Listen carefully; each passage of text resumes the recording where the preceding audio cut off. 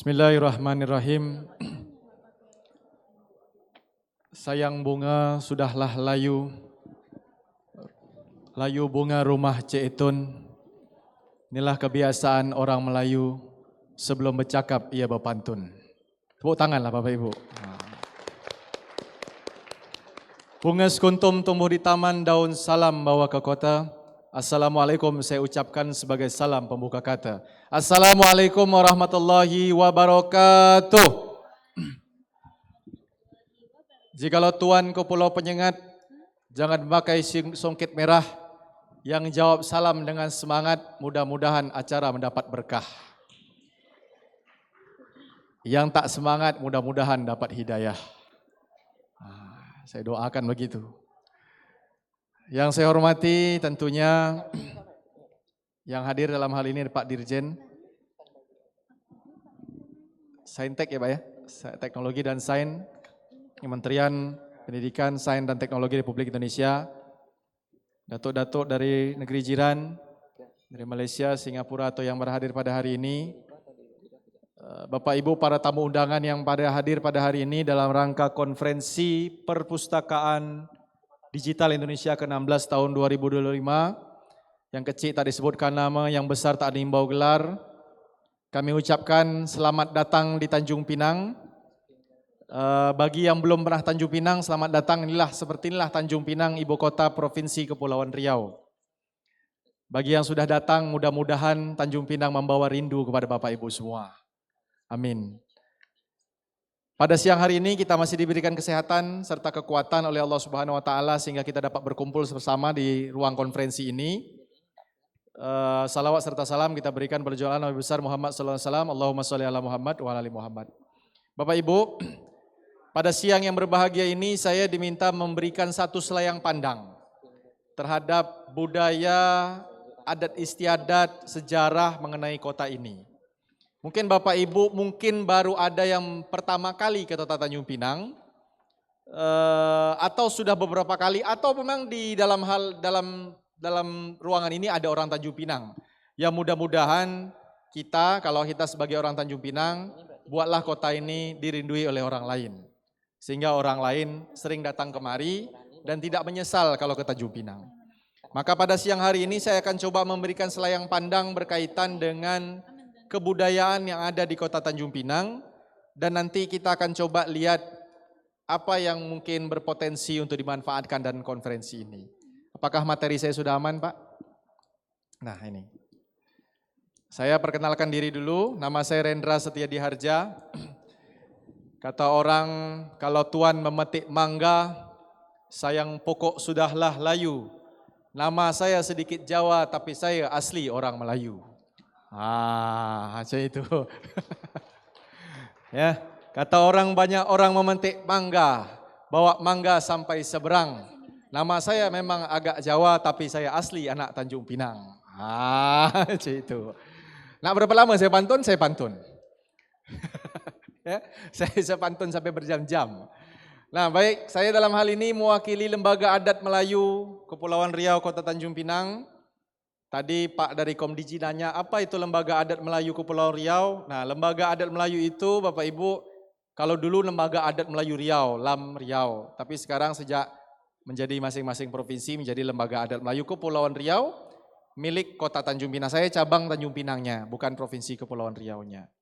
Oke, dalam hal ini akan menyampaikan sedikit materi berkaitan atau sedikit selayang pandang berkaitan dengan khazanah budaya, sejarah dan kesusastraan Tanjung Pinang. Selanjutnya. Saya kira biodata ini tak penting untuk sangat Bapak Ibu baca, tapi kalau Bapak Ibu punya Instagram? Punya TikTok Bapak Ibu? Punya, follow Instagram saya, itu yang paling penting. Kalau yang lain tak usah. Yang punya Instagram follow, yang belum follow nanti saya blok. Saya fallback. Saya blok. Baik, selanjutnya. Baik Bapak Ibu,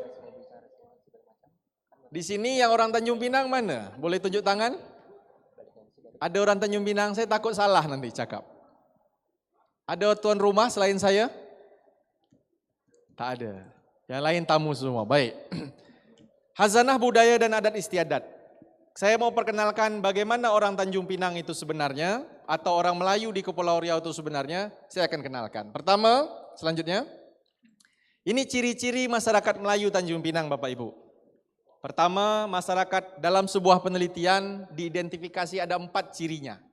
Jadi ini al-ilmiah, ciri masyarakat Melayu. Pertama, masyarakat Melayu itu disebut sebagai homo fabulacus, orang yang suka bercerita.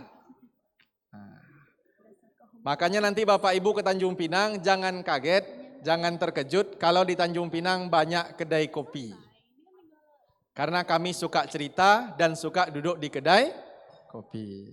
Jadi kalau orang Melayu itu tak bercerita sakit kepala deh Bapak Ibu.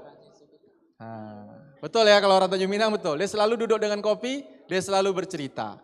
Makanya implikasinya apa? Banyak karya sastra dari negeri Melayu. Karena orang Melayu suka bercerita. Itu yang pertama. Yang kedua, orang Melayu Kepulauan Riau ini disebut sebagai homo simbolicum. Berbicaranya tidak langsung, pakai simbol. Artinya mereka menyampaikan sesuatu dengan makna yang tertutup. Apa buktinya? Maka banyaklah lahir pantun-pantun. Tadi Pak Rektor berpantun, Pak Asisten berpantun, saya berpantun, dan semua berpantun. Karena masyarakat Tanjung Pinang itu gemar mengucapkan sesuatu dengan simbol-simbol secara tidak langsung. Selanjutnya disebut dengan homo ludens, manusia yang suka bermain dengan kata-kata. Nah itu dia. Makanya banyaklah karya-karya tulis yang ada di Perpusnas dan dimanapun itu berasal dari Tanjung Pinang atau kepenulisan Melayu Riau pada zaman dahulu. Dan terakhir adalah manusia yang hidup di pesisir lautan. Disebut dengan homo aquatic. Nah, jadi Bapak Ibu, berapa lama nanti Bapak Ibu Tanjung Pinang? Mungkin 2 hari lah ya. Nah, nanti akan lihat beberapa tempat yang menarik di Tanjung Pinang. Kalau bahasa Malaysianya yang seronok di Tanjung Pinang. Nah tengok, ada orang Melayu duduk di kedai kopi lama dia. Nah dia bukan tak punya kerja, dia punya, tapi memang itu ciri khasnya. Nah dia suka berbicara, suka bercerita. Tetapi dari situlah banyak kepengarangan Melayu itu dihasilkan. Bapak Ibu boleh cek, mulai dari zaman Raja Ahmad, bapaknya Raja Ali Haji, sampai kepada Aisyah Sulaiman, itu semua banyak tulisan-tulisan yang ditinggalkan. Itu membuktikan bahwa orang Melayu itu suka berbicara dan suka menulis. Nah itu dia. Selanjutnya Bapak Ibu. Nah ini orang Melayu menjunjung daulat. Kemudian orang Melayu itu mementingkan pendidikan dan ilmu. Orang Melayu mementingkan budaya Melayu, musyawarah mufakat, dan terbuka terhadap tamu. Pepatah mengatakan, kecik telapak tangan, nyiru kami tadahkan. Nah, jadi, cakap. Bukan, itu pepatah Pak. Pepatah, tak ada lanjutannya. Kecik telapak tangan, nyiru kami tadahkan. Artinya apa? Jika Bapak Ibu datang dengan baik, kami akan sambut dengan baik. Maka kami sampaikan selamat datang ke Tanjung Pinang. Mudah-mudahan Bapak Ibu betah. Tanjung Pinang ini. Tepuk tangan untuk Tanjung Pinang. Nah. Itulah orang Melayu. Kemudian dia akan melawan jika terdesak. Itu kalau the last sekali dia tak dapat melawan, dia melawan. Nah, seperti itulah. Selanjutnya, nah ini kebiasaan, ada kebiasaan beragama Islam. Nanti Bapak Ibu mungkin ada wisata budaya. Di sini ada sebuah anekdot Bapak Ibu. Belum ke Tanjung Pinang kalau belum ke Pulau Penyengat. Sudah ke Pulau Penyengat Bapak Ibu? Belum. Nah nanti mudah-mudahan cuacanya bagus, kita semua sama-sama jalan ke Pulau Penyengat. Ya panitia ya, jangan nggak diajak ke Pulau Penyengat. Nah, karena belum sampai ke Tanjung Pinang kalau belum ke Pulau Penyengat. Nanti Bapak Ibu boleh sholat di Masjid Sultan Riau-nya. Nah seperti itu. Nah nanti di sana ada kebiasaan yang berhubungan dengan agama, dengan adat dan juga dengan nilai-nilai tradisi. Seperti itulah masyarakat di Tanjung Pinang. Selanjutnya. Nah, kita lihat sejarahnya Bapak Ibu. Tanjung Pinang ini dahulunya adalah sebuah daerah di bawah Kesultanan Riau Lingga Johor Pahang. Nah, kami sangat erat dengan daerah-daerah tuan-tuan dari Malaysia. Apalagi dengan Johor, dengan Pahang, dengan Terengganu. Bahkan saya pun sekarang tengah melaksanakan studi PhD saya di Terengganu. Di University Sultan Zainal Abidin Terengganu, jauh memang. Tapi kenapa jauh-jauh sana? Saya mengingat kembali kesejarahan hubungan kita. Nah, apa gitu kita lihat nanti tengok hubungan kesejarahannya dengan Malaysia begitu erat. Sampai-sampai hubungan semenanjung itu tak terasa bahwa sekarang sudah berpisah negara, tetapi kita tetaplah satu rumpun yang sama juga. Apa itu? Kita lihat. Selanjutnya. Nah, di sini kalau kita mau belajar tentang sejarah, tentunya ada naskah-naskah yang bisa kita rujuk. Ada pertama naskah yang disebut dengan Tuhfat al-Nafis. Naskah ini sayangnya tidak tersimpan di Indonesia. Saya sendiri mengambilnya atau membelinya dari Royal Asiatic Society London. Siapa yang menulisnya? Menulisnya adalah Raja Ali Haji. Terakhir kemarin kami mau mengajukannya sebagai identitas kolektif nasional lewat perpustakaan nasional, tetapi masalahnya masih keterbatasan naskahnya. Naskahnya ada paling terdekat di Malaysia. Seperti itu. Yang sebelah sama Tuhfat al-Nafis tapi naskah Terengganu. Jadi kesejarahan Tanjung Pinang, kesejarahan Kepulauan Riau itu tertulis pertama dalam Tuhfat al-Nafis. Meskipun juga kita bisa lihat di Sulalatus Salatin dan sebagainya. Mungkin saja di Perpusnas ada, tetapi kemarin terakhir kami mengajukan identitas kolektif nasional IKON. Sepertinya naskahnya tidak ada sehingga karya Raja Ali Haji lain yang kami ajukan. Mohon izin Pak Wakil Rektor. Selanjutnya, kemudian ini juga kitab-kitab sejarah tentang sejarah Riau. Jadi Bapak Ibu kalau mau pelajari sejarah tentang Tanjung Pinang, naskahnya juga masih cukup terbatas. Dan ini juga bahkan kalau kita berbicara menuju kepada perpustakaan, tidak semua naskah-naskah ini ada di perpustakaan di sini dan juga bahkan mungkin di Nusantara. Naskah ini masih berada di dalam ahli keluarganya, belum sampai ke pihak perpustakaan di tingkat provinsi maupun tingkat kabupaten kota. Dan naskah ini akan di-remake, diduplikasi ulang untuk bagaimana orang-orang bisa mempelajari tentang kesejarahan Tanjung Pinang. Selanjutnya. Nah ini kita juga bisa baca buku sejarah Riau dan juga Sumatera Tengah dalam mempelajari kota Tanjung Pinang. Selanjutnya. Nah Bapak Ibu, sebagaimana saya sampaikan tadi, bahwa Tanjung Pinang ini kota lama yang sangat berhubungan dengan Malaysia. Kapan dia bermulanya sangat bermula dari Malaysia? Ketika pada masa Kesultanan Johor. Kala itu Kesultanan Johor tepatnya pada tahun 1673, Kesultanan Johor sedang dipimpin oleh satu sultan bernama Sultan Ibrahim Shah. Jadi salah satu sultan Johor hari ini, itu makamnya ada di sini, yaitu Sultan Ibrahim Shah. Ini ilustrasi Bapak Ibu, bukan gambar sebenar. Jadi kalau kita bicara AI, saya coba remake ilustrasinya saja. Ilustrasi bukan gambar sebenar, tetapi yang paling penting nama Tanjung Pinang, nama Riau, itu sudah muncul pada tahun 1673 ketika Laksmana Tun Abdul Jamil memindahkan ibu kota dari Johor, Batu Sawar, ke Hulu Riau. Nah, seperti itu. Jadi Tanjung Pinang ini sudah menjadi ibu kota, sudah dikenal pada tahun 1673. Pada saat itu, Laksmana Tun Abdul Jamil, Laksmana Kesultanan Johor, memindahkan ibu kota setelah Batu Sawar Johor digempur habis oleh Jambi, kemudian dipindahkan ke sini. Sempat balik lagi ke Kota Tinggi Johor hari ini. Kota Tinggi Johor, tapi terjadi insiden, wafatnya Sultan Mahmud Mangkat di Jolang, maka dipindahkan lagi kemari ke Riau. Nah, sejak itulah nama Riau dan yang hari ini berubah nama menjadi Tanjung Pinang atau lebih dikenal Tanjung Pinang itu bermula. Jadi kami juga masih ada kerabat dengan Kesultanan Johor hari ini. Selanjutnya. Nah ini yang saya bilang tadi 1673 pembukaan Hulu Riau. Petanya pembukaan Hulu Riau dibuka oleh Laksmana Tun Abdul Jamil, Laksmana Kesultanan Johor. Jadi masih ada keterhubungan dengan Malaysia dan seterusnya. Selanjutnya. Nah ini setelah itu, setelah wafatnya Sultan Mahmud Mangkat di Julang, 1699 ibu kota kembali berpindah ke sini. Ya, tepatnya pada 1722 era kepemimpinan Sultan Sulaiman Badrul Alam Shah. Nah, jadi seperti itu kesejarahannya. Sampailah nama kesultanan itu menjadi Kesultanan Riau Lingga Johor Pahang.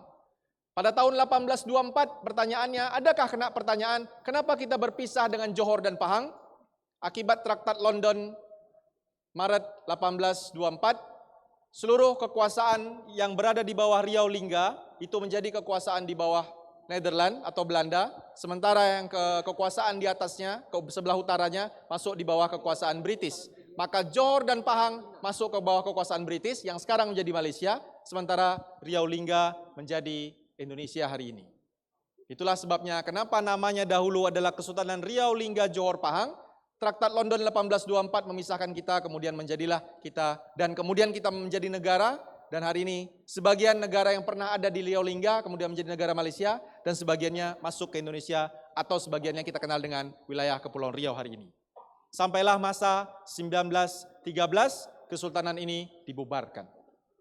Selanjutnya, nah, di Kepulauan Riau ini terdiri ada 3 pahlawan nasional Bapak Ibu.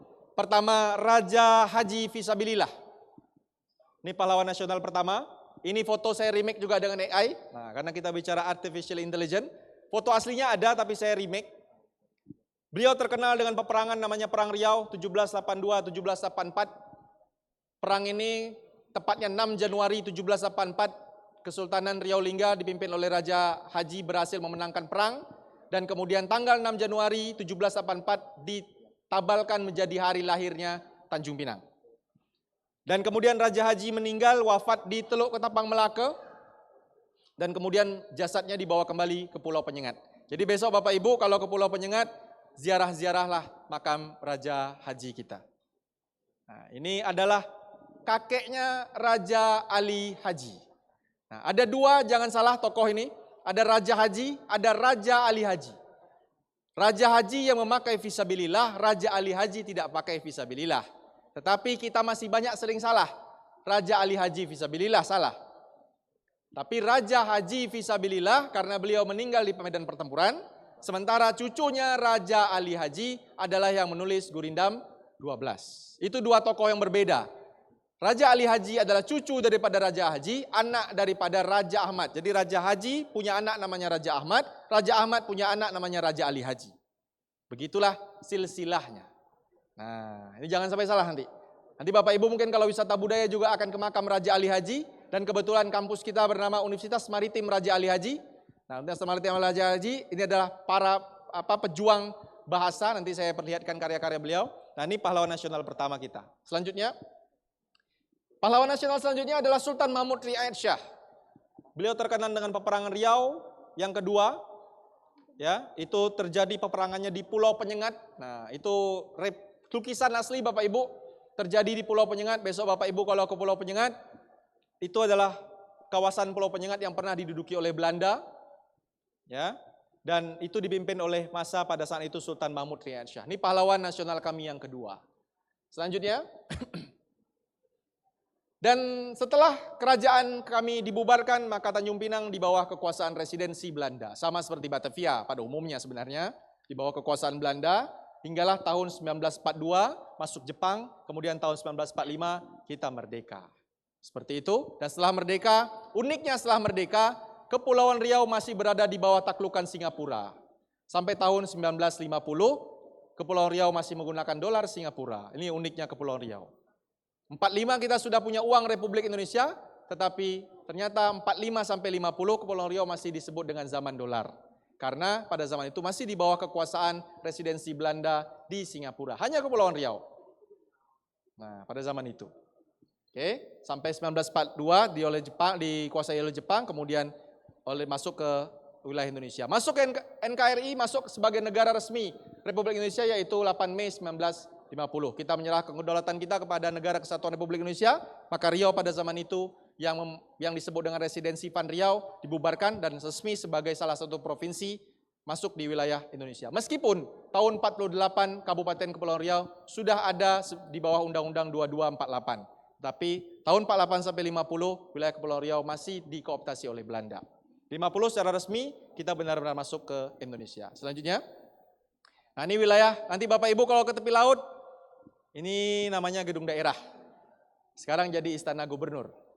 Nah, ini gambarnya pada zaman itu. Ya, kalau Bapak Ibu ke tepi laut nanti ada Tugu Sirih. Nah, ini dulunya pada zaman itu. Selanjutnya, ini membuktikan bahwa Tanjung Pinang pernah diduduki oleh Belanda.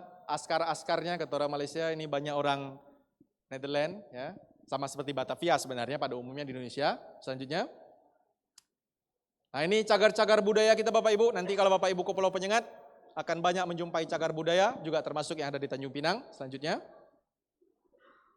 ya, khazanah kesusastraan. Banyak sekali kesusastraan yang berasal dari Kepulauan Riau. Kita bisa lihat selanjutnya.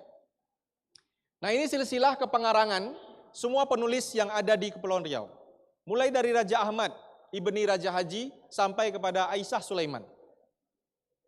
Makanya di sini kenapa saya bilang bahwa di Kepulauan Riau banyak menghasilkan karya-karya, karena memang susur galurnya itu adalah para pengarang-pengarang istana, dan kemudian mereka banyak menuliskan karangan-karangan. Dan sebagian besar manuskripnya ada di Perpustakaan Nasional. Nanti saya tunjukkan salah satunya. Selanjutnya, yang ini yang tadi saya sudah tunjukkan, tapi tidak ada di Indonesia. Selanjutnya, nah ini mungkin Bapak tahu, Bapak Ibu tahu ini manuskrip apa? Ada yang tahu? Ini disebut dengan Gurindam 12. Ada di Perpustakaan Nasional. Ya Bu ya, betul Bu ya? Nah, di Penyengat kayaknya nggak ada, atau nah ini di Gurindam 12-nya berada di Perpustakaan Nasional. Dipajang Bu bahkan ya Bu ya, di lantai 9 kalau tidak silap saya. Nah, saya pernah ke sana soalnya melihat ini. Nah ini adalah salah satu khazanah kepenulisan yang sampai hari ini orang mengenal Raja Ali Haji dengan Gurindam 12-nya. Ya, orang mengenal Raja Ali Haji dengan Gurindam 12-nya. Nah, inilah salah satu khazanahnya dan salah satu produk yang sudah digitalisasi. Dan banyak lagi sebenarnya manuskrip-manuskrip di Kepulauan Riau ini yang sudah melakukan atau sudah dilakukan dengan proses digitalisasi. Selanjutnya. Nah, ini beberapa manuskrip atau nama-nama manuskrip. Ada Gurindam 12, ada Samarat Al-Muhimah, ada Mukadimah fi Intizam. Ini rata-rata karangan Raja Ali Haji. Sebagiannya masih ada di Pulau Penyengat. Nanti Bapak Ibu kalau ke Pulau Penyengat, nanti boleh berkunjung ke salah satunya yang namanya Yayasan Kebudayaan Indra Sakti Pulau Penyengat. Atau nanti masuk ke dalam masjidnya, itu ada namanya salah satu ruangan yang disebut dengan Kutub Kanah. Di situ ada beberapa manuskrip-manuskrip. Jadi Bapak Ibu kalau mau melakukan proses digitalisasi manuskrip, di situ adalah source-nya, sumber-sumbernya. Masih banyak yang mungkin belum di ahli aksara dan juga belum digitalisasi. Mudah-mudahan ini menjadi kerjaan kita bersama. Mudah-mudahan manuskrip-manuskrip itu betul kata Pak Aminuddin tadi bahwa ini pekerjaan yang cukup mahal, bahwa karya-karya ini harus diselamatkan, kalau tidak nanti dia akan rapuh. Sebagian sudah digitalisasi oleh EAP. Sudah digitalisasi oleh EAP, termasuk karya-karya ke pengobatan dan sebagainya. Ada Gurindam 12, Samarat Al-Muhimah, ada Mukadimah fi Intizam selanjutnya. Ada Risalah Al-Mutasar Al-Kubro, atau disebut dengan Undang-Undang 5 Pasal. Ada juga Perhimpunan Plakat dan Furu Al-Makmur. Nah inilah khazanah kepenulisan yang mudah-mudahan bisa kita selamatkan lewat konferensi ini. Jadi salah satu khazanah yang ada di Kepulauan Riau ini adalah manuskrip. Mungkin juga banyak di daerah lain, tetapi di Kepulauan Riau memiliki salah satu tempat yang punya banyak manuskrip. Selanjutnya, ya ada undang-undang kepolisian, ada kumpulan ringkas berbentuk lengkap, ada pohon perimpunan. Sebagian besarnya masih belum dialih-aksarakan dan sebagian lagi sudah. Selanjutnya, saya kira demikian. Intinya adalah saya ucapkan mudah-mudahan Bapak Ibu betah atau merindukan kota budaya ini. Tanjung Pinang adalah salah satu kota budaya yang, mohon maaf Bapak Ibu, yang makanannya mudah-mudahan enak di lidah Bapak Ibu. Pertanyaan saya, Bapak Ibu sudah merasakan yang namanya kuliner gonggong? Rasa tahu. Tapi hati-hati, jangan banyak-banyak. Apa Bu? Kolesterol. Hati-hati. Itu dia.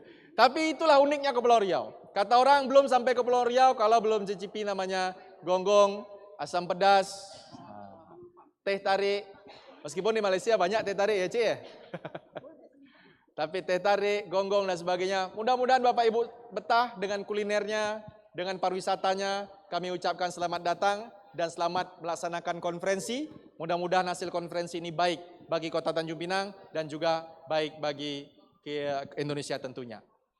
Kata orang dalam sebuah pantun, Gunung Bintan lekuk di tengah, Gunung Daik bercabang 3. Hancur badan di kandung tanah, budi baik dikenang juga. Terima kasih. Wabillahi taufiq wal hidayah. Assalamualaikum warahmatullahi wabarakatuh.